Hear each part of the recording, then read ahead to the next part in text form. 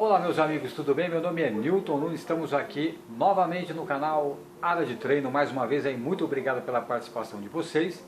E hoje para comentar um assunto muito importante também.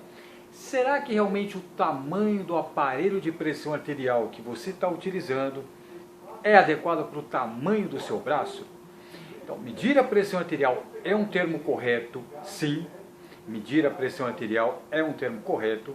E quando você for medir a pressão arterial de uma pessoa, ou alguém for medir a sua pressão, é muito importante você levar em consideração a circunferência do seu braço, o diâmetro do seu braço.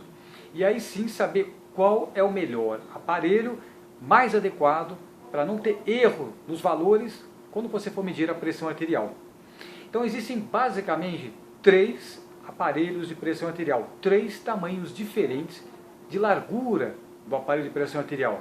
Então quando você tem aqui o manguito, que é o material que vai revestir aqui o seu braço, aquela borracha e em volta o pano, aquele pano que está em volta da borracha, mas principalmente a borracha que está dentro do pano, deve ter uma largura de aproximadamente 40% do diâmetro, da circunferência do seu braço.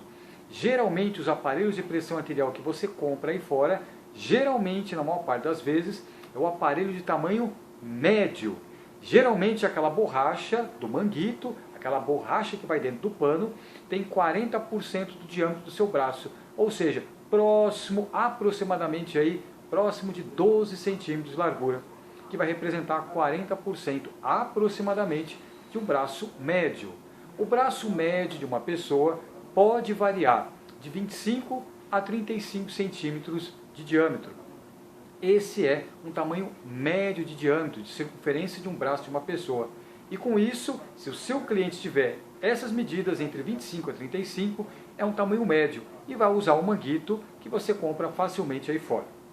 Se uma pessoa tiver um braço menor que 25 centímetros de circunferência, é um braço pequeno em termos de circunferência.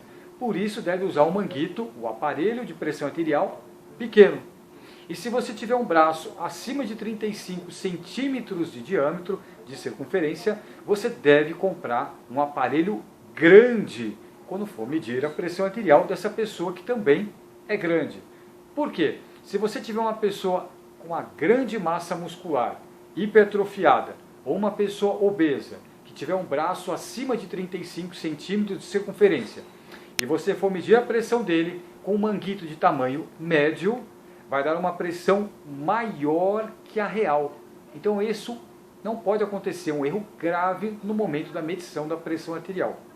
Tudo bem? Essas foram as dicas desse vídeo. Meu nome é Newton Nunes, um grande abraço, até o próximo vídeo.